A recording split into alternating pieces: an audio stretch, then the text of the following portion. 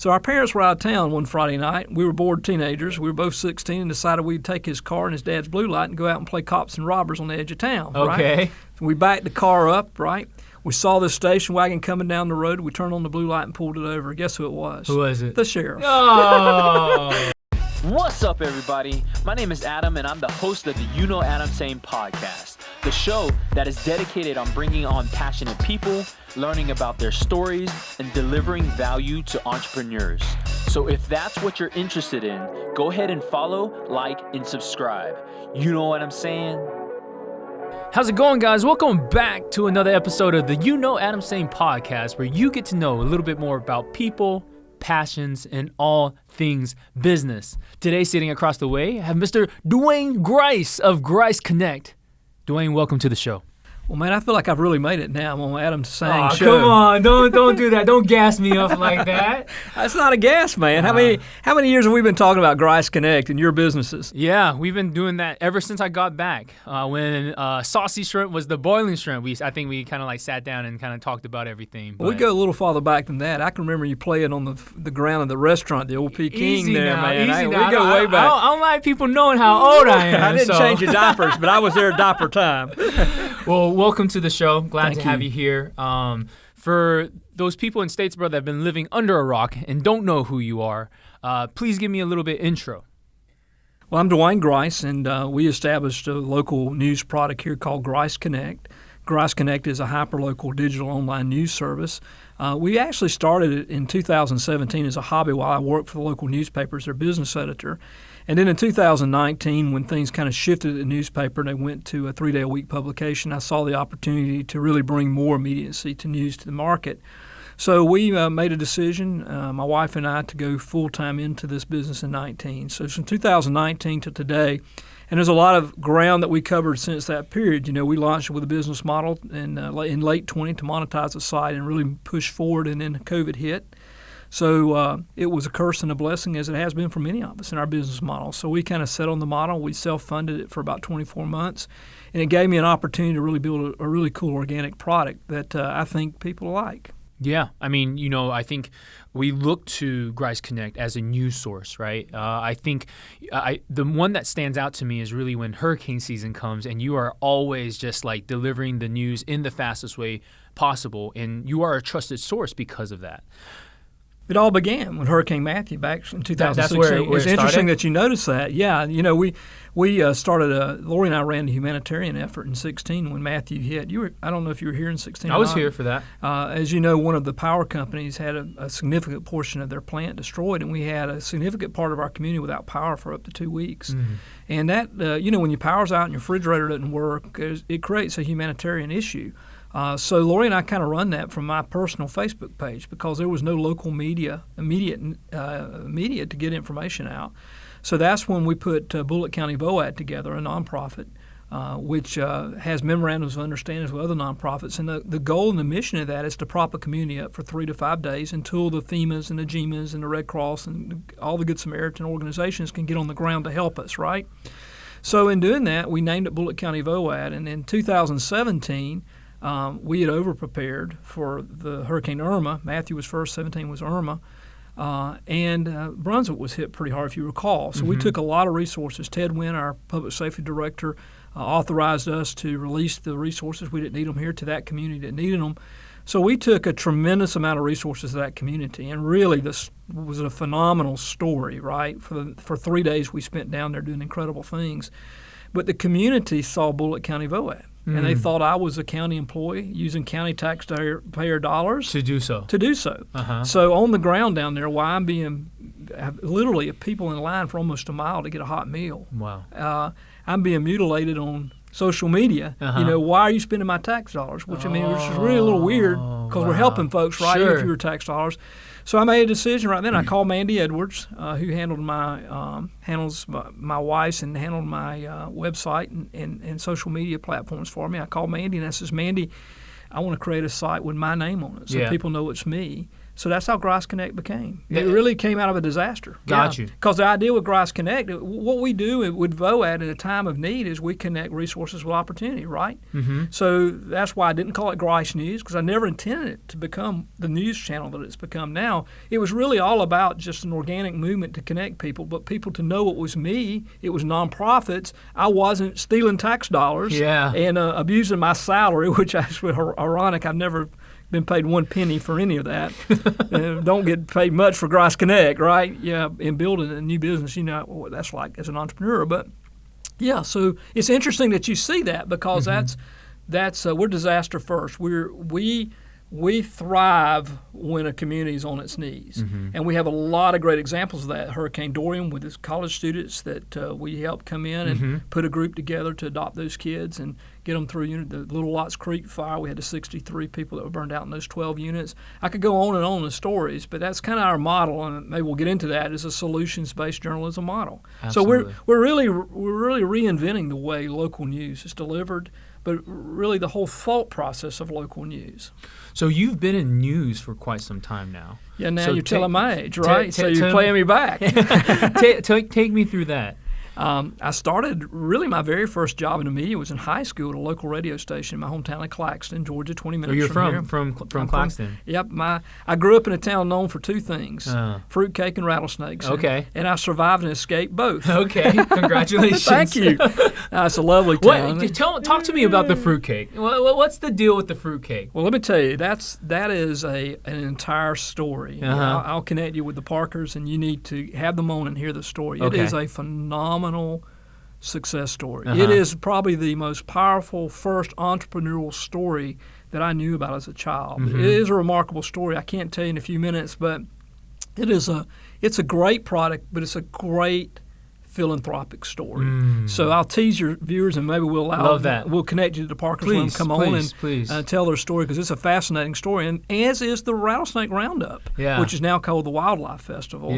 But that's another true small-town humanitarian story. The snippet of that was a young guy was playing in a field, was bitten by a rattlesnake, almost died. So the community came together and says, we want to do something about this. We want to eradicate rattlesnakes. So they created this event. They paid by the inch or the pound of the rattlesnakes to harvest rattlesnakes, so to eradicate them. That was the whole goal of that festival. And that young guy's become a great entrepreneur and was actually mayor of that community, I think the Hagen community, for a period of time over there. David Wiggins was his name. Great success story. Albert Parker, though, in the fruitcake story, the Claxton fruitcake, is just a phenomenal success story. I love that. What was it like growing up in Claxton? You know, it was Mayberry. Literally, if you watched Andy Griffith, I was in a meeting the other day, and I said, I feel like Mr. Haney on Green Acres, and I had 3 guys out of 20 laugh. So I knew everybody in that room over 50 that had watched Green Acres. But, you know, it really was a different time. I was just, the sheriff and I were talking about some things growing up, you know, when he grew up in Portal area, in rural towns. And, you know, I started driving when I was 11 or 12. I can't even really remember, because we were an agricultural community. So we tractors and lawnmowers and go-karts and motorcycles. I mean, we just drove. Very early age. Very early age. I got my first ticket at 14 for driving without a license. Okay. At 14, seriously. But, you know, the guy, the officer that stopped me knew my dad, called my dad. He knew we were farmers, said, look, you know, he can drive on a farm, can't drive on the streets. And there was never anything official on my record. The only other time that I got in trouble, I guess you could say, and this just speaks to the power of a small town. My best friend at the time, a guy named Timmy Janess, Dad was the coroner in town, and the coroner has a blue light, and that was an old teardrop you plugged in your cigarette lighter, and it kind of turned around, you know, those blue lights. So our parents were out of town one Friday night. We were bored teenagers. We were both 16 and decided we'd take his car and his dad's blue light and go out and play cops and robbers on the edge of town. Okay. Right? So we backed the car up, right? We saw this station wagon coming down the road. We turned on the blue light and pulled it over. Guess who it was? Who was it? The sheriff. Oh. He was coming home from dinner with his family in his private vehicle. So he handcuffed us, took us to jail, right?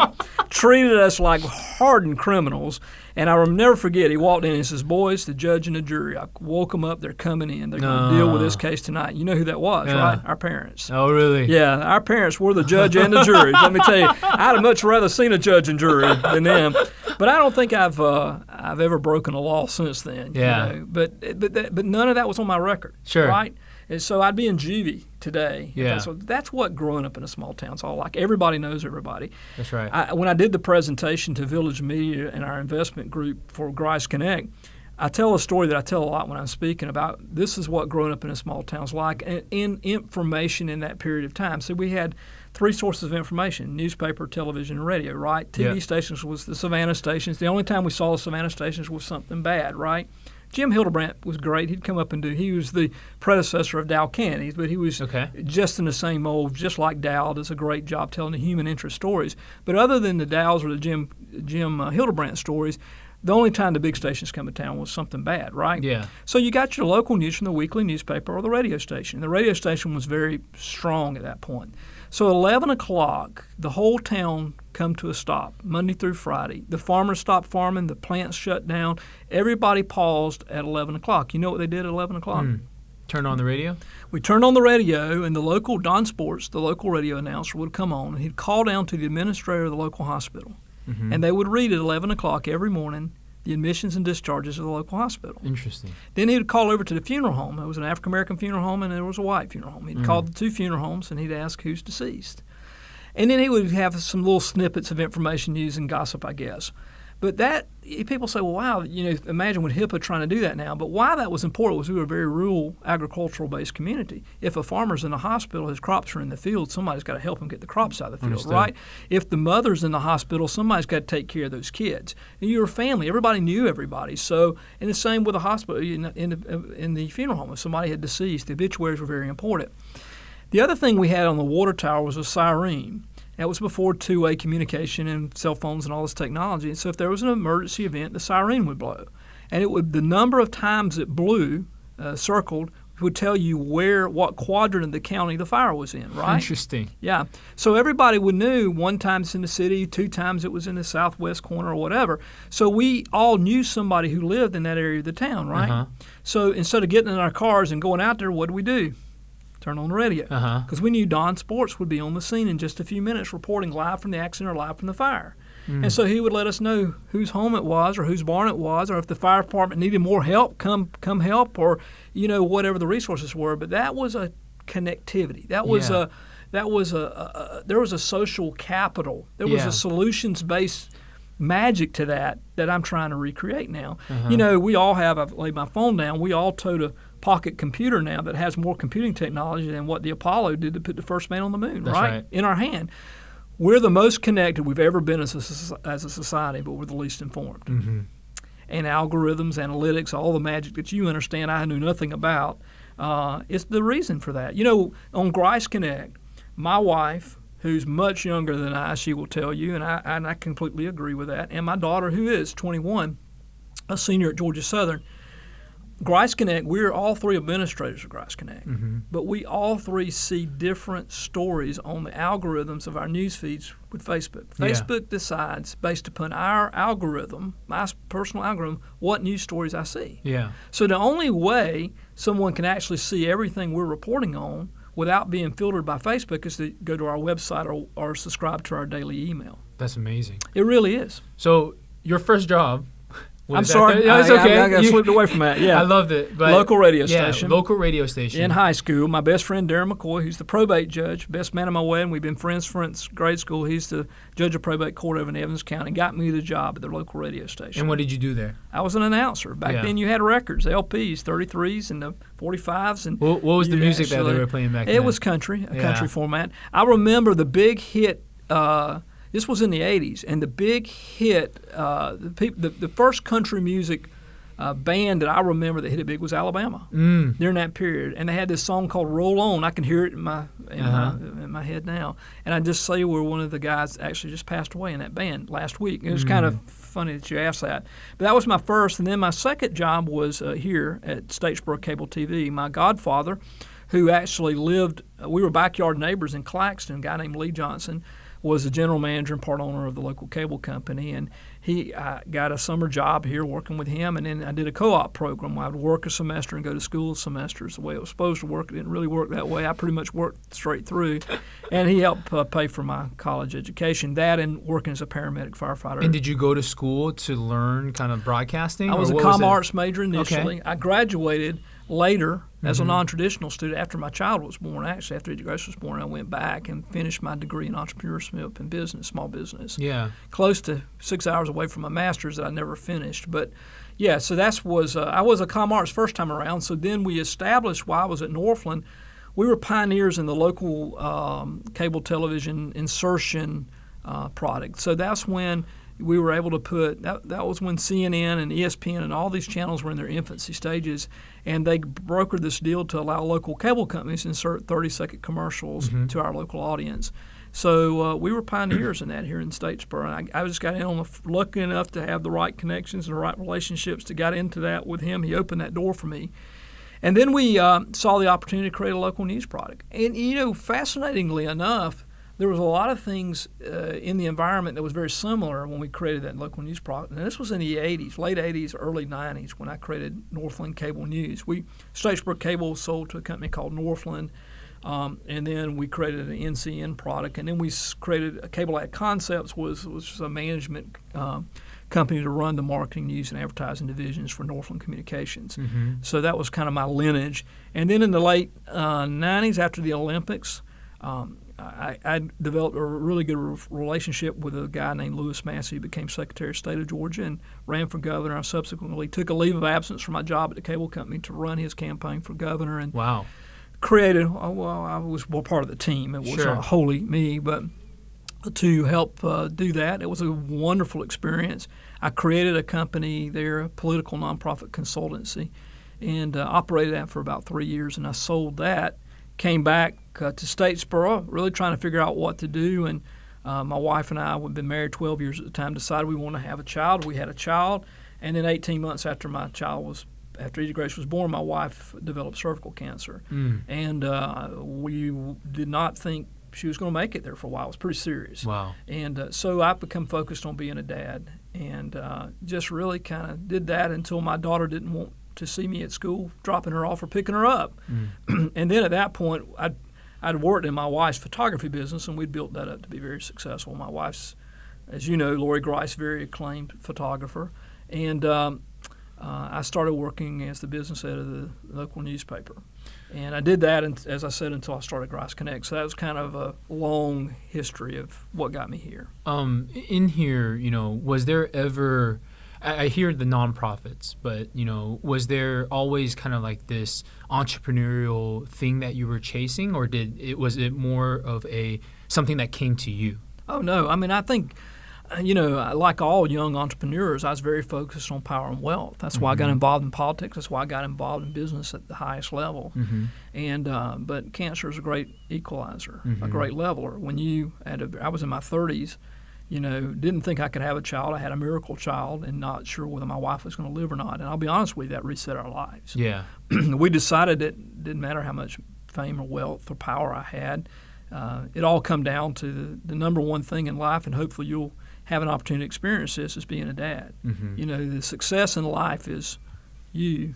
Your parents would say it every day. You are our success. Our children are our success. And so that's what I did. I just kind of poured myself into her and reset myself. When you have an entrepreneurial spirit, you're always an entrepreneurial spirit. And we've been small business owners. We've been able to make a living as small business owners through the photography business and our other businesses.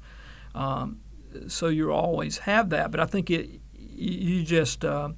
John Maxwell, a friend and someone I admire a lot and read a lot of his work. One of his greatest books, he talks about the secret to success is not the destination, but the journey in itself.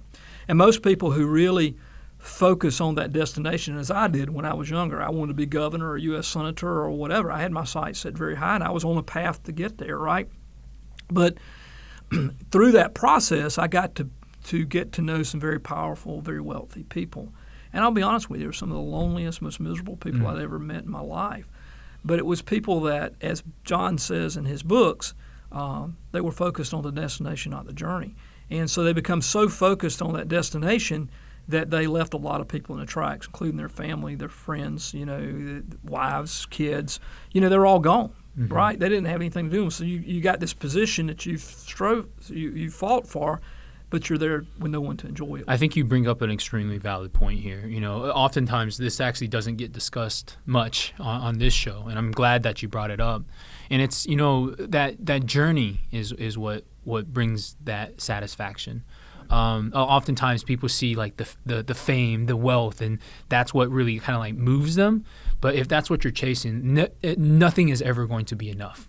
Nothing at all. I'm trying to remember the author, The Psychology of Money. You probably have read that book. That's another great book that really, how much is enough? And that's another great driver. You see these people that have created tremendous wealth, but they end up just destroying themselves because there's never enough, right? Yeah. Where is enough? And what are your goals and where you want to be? We've been blessed to live very comfortably in that.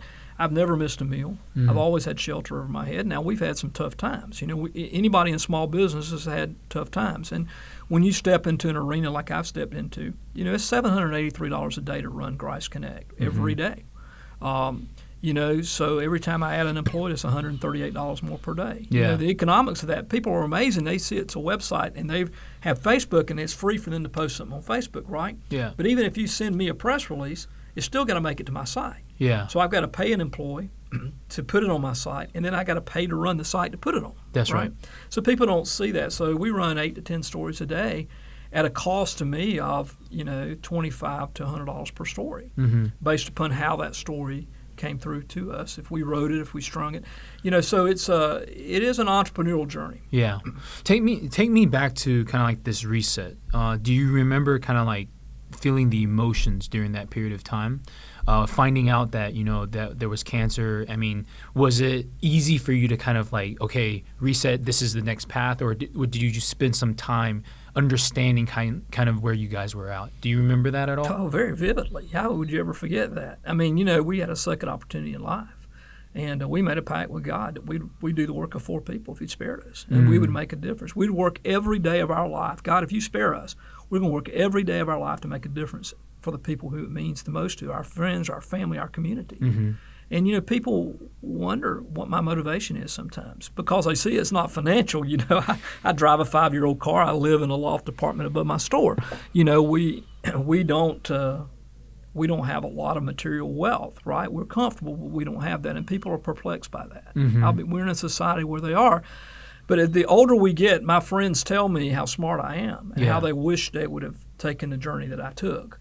And I just, you always hear that it's when you're in the valley, when you're on your knees, when you're at the darkest point in your life, that's sometimes the brightest point in your life. If you just will walk through that valley, that fire, that depth. And that's what happened for Lori and I. We really felt like her life was spared, and it was spared for a reason. And when I say spared, there were 7 women who went through the treatment at the same time we did. 6 are dead. Went to 6 funerals. So when I say it was dramatic and lucky, and there was a lot of magic, that a lot of prayer. We had a great relationship with Michael Guido at the time, who was the sower, and we felt like we had a direct hotline to God through him. And there's no reason. We were not supposed to have a child. That was a miracle. And Lori, to survive that, was a miracle. So when you've gotten 2 wonderful miracles, you feel like you owe a little bit, right? That's right. There's a little debt there. So that's why we work so hard to do the things that we do. So after you kind of moved out at that time period, you said that you went to another publication to start doing business, or did you go to school after this point in time, back to get your degree? Yeah. So when we found out we were having a child, and I felt like Lori was going to live, she was still traveling that journey. I thought, if I'm going to be a dad, I'm going to want my daughter to have a college education. So how can I not be a hypocrite and finish that? So I did. I went back to school, and at that point, I had done the communication thing. I felt like I had climbed the ladder pretty high in that. I'd had a good bit of success in that arena. Not that you never know everything, right? Sure. So not that I knew everything.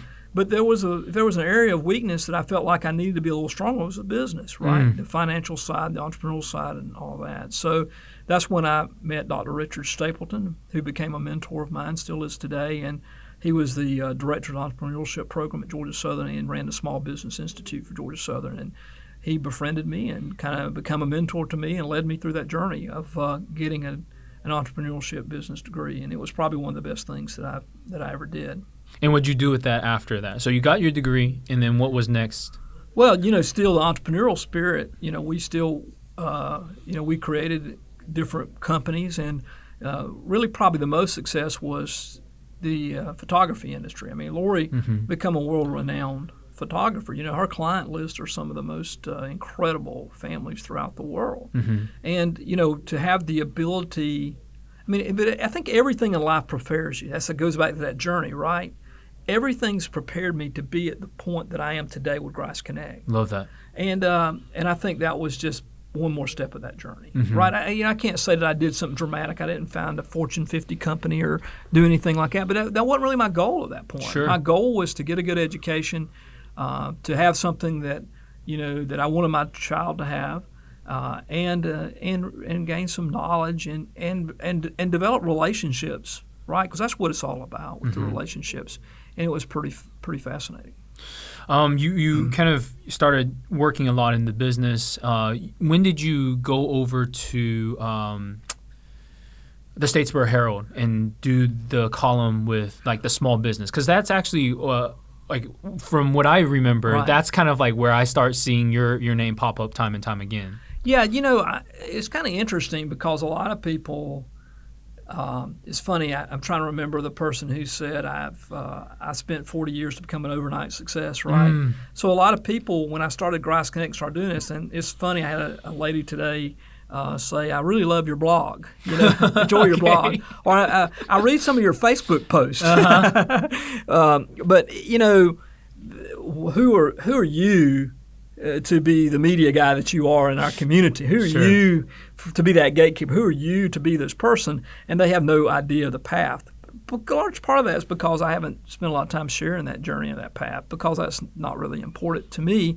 What's important is how do I use that to continue to improve the community and the quality of life for people in our community. So the Herald was a great opportunity for me. I did that for 7, 8 years.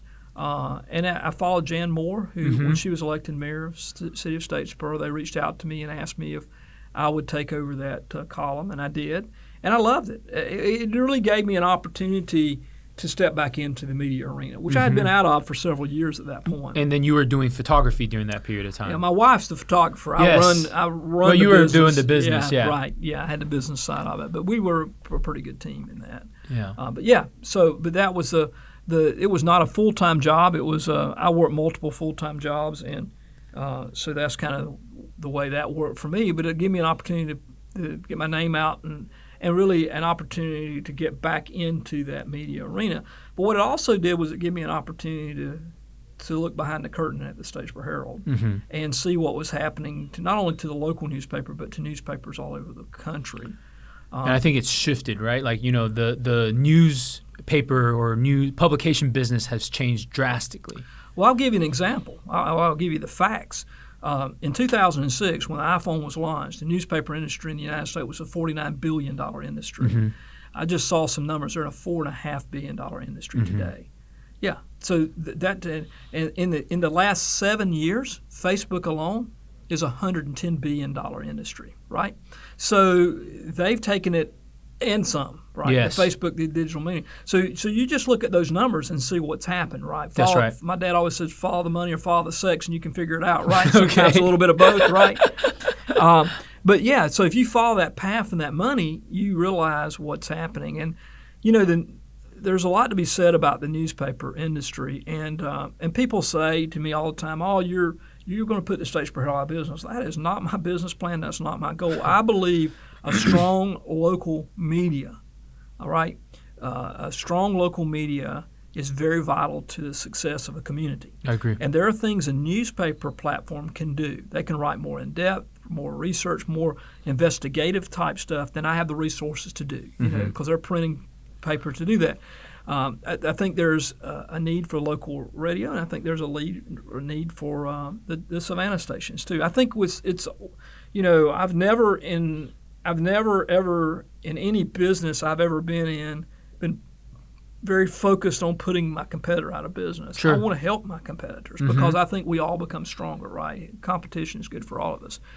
So, but I do see that model has changed dramatically, and it was leaving some tremendous gaps. So when you have those gaps, then you lose connectivity in a community. And when you lose connectivity of community, you lose the social capital of the community. And something as simple as an obituary. I mean, think about that. And you're at an age where that's not important to you, but I guarantee you to your parents that's important, knowing who's passed away. And so we went from getting those every day delivered to our door to now 3 days a week, right? I talked to some of the local funeral homes, and they were getting killed on Wednesdays, Fridays, and Sundays, where everybody wanted to have the day after the obituaries ran in the newspapers. So it was creating a lot of problems. So that was one thing we decided to step into for free, is to give these obituaries. And we do all 5 funeral homes for free. Sure. But that is one of the highest viewed things on my website. Yeah. It's one of the second highest viewed things is a daily events calendar. People want to know what's going on in our community. You know, Dr. Marrero and the chamber and some of the leadership, we sat down and had some conversations about a year ago to kind of talk about where are the issues of our community. And, you know, when I came to school here in the 80s till today, one of the biggest challenges of our community is the town-gown relationship, right? You've got a whole city, a whole community over there at Georgia Southern and at the campus, and a whole city and community here. How do you bring those two worlds together? And the best way you do that is communication. Yeah. Is to tell folks, okay, you've got these things going on.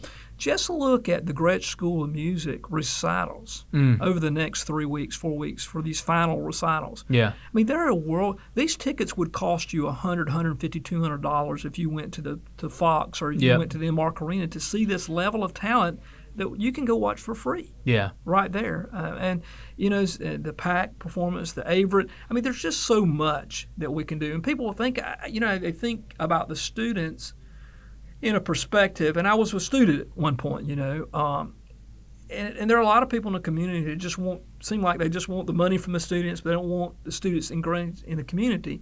But you've got to create, and that's why the Blue Mile Project is so important, the Creek on the Blue Mile is also important. You've got to create an environment where students can be students, but you've also got to have an environment where adults can be adults, right?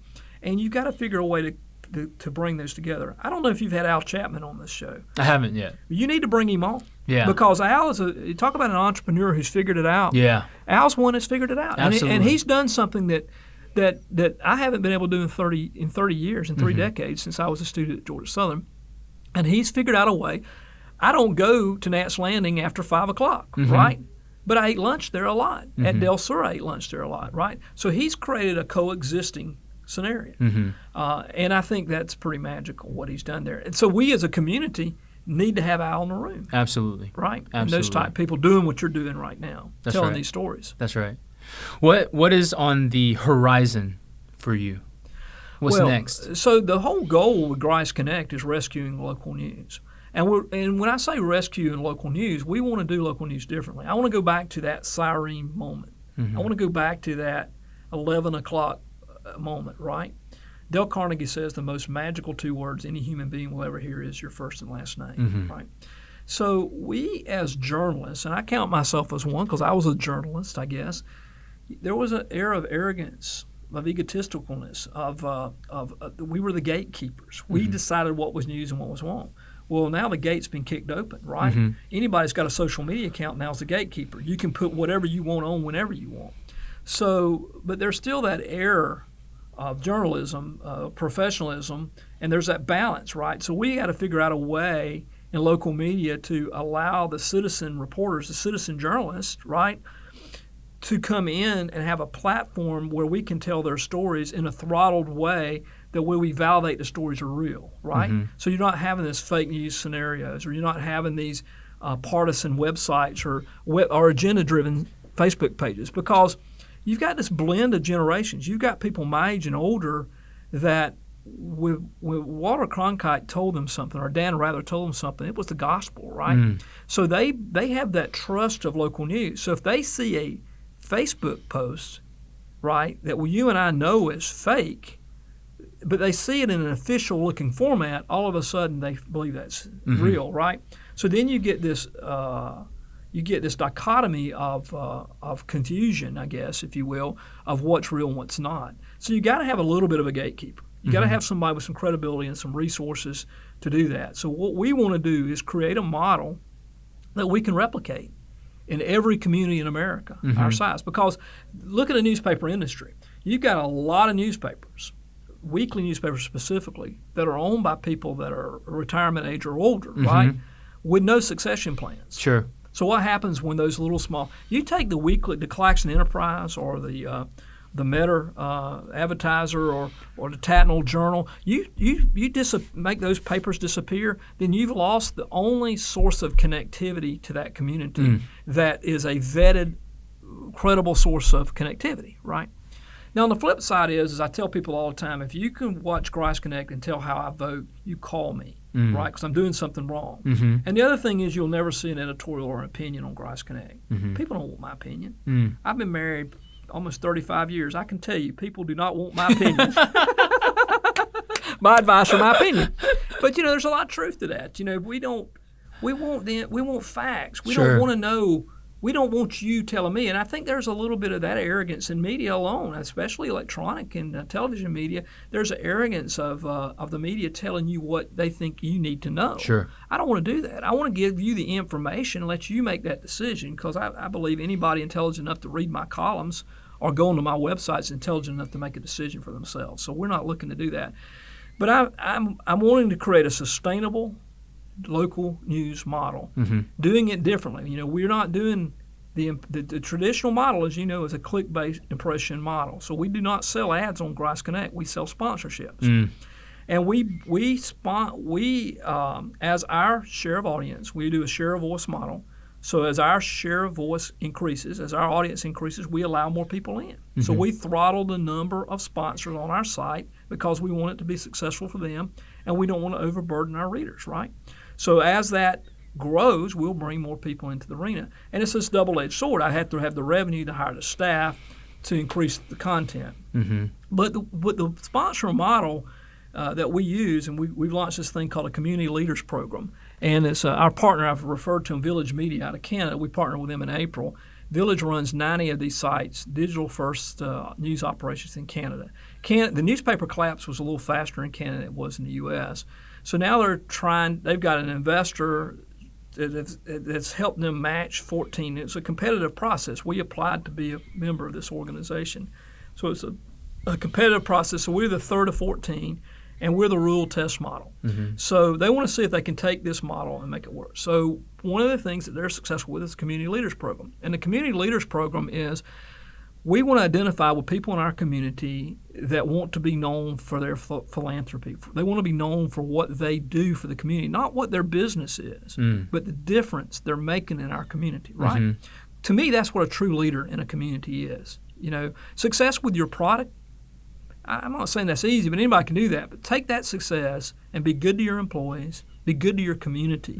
That's the people we want, because we think that's the social capital. That's where we want to build. So by identifying people in our community that we consider meet that mold and partner with them as a community leader. So instead of, they do get some advertising, some spots, some display ads on my site, but more importantly, they're sponsoring a specific category of underserved news in our community, from helpers to jobs of the future to journeys. I can go on. So we have these insights. We have these special categories that we feel are people in our community whose story are not being told. So they sponsor that category. Core Bank, Core Credit Union, they sponsor success. You were our first column in that category, right? Appreciate that. Yeah. And you got a lot of play on that, absolutely. right? Yeah, absolutely. So people want to hear great stories, right? Just what you're trying to do here. So we have 10 or 11 of those categories that our sponsors. And now we're launching something called a Spotlight program. Well, the Spotlight program is basically a branding you as the expert of a topic in a market, right? So, but instead of display ads, it's a well-written story with the pain point. Are you having this issue? If this is the issue, this is the answer, and this is the person that can provide you the answer. So the idea is when you Google, my car won't crank, Bob's Car and Repair Shop pops up this story about how to make your car crank, or there's 5 things you need to test to see why your car makes sense.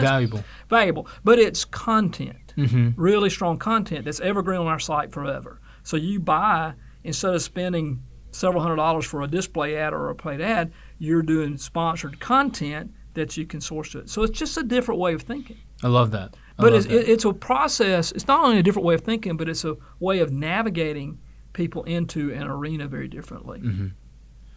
That's wonderful. Grice, I want to thank you so much for coming to the show. Thank you for sharing your story. I think, having the challenges that you've had in your life and not only being able to overcome them, but also push through and then develop Grice Connect to what it is today, and also having visions of what the future is going to be like. I know that that's not something that's easy to do. Very inspired by that. Well, you inspire me. And what you do and where you've come as a company and your family, your father, your parents, thank you, are tremendously inspirational to our community. And what I like about them is they're quite inspirational people, right? That's right. A lot of people do not know their success, and that's a key thing in the journey of life. Absolutely. Well, I appreciate it. Thank you. You.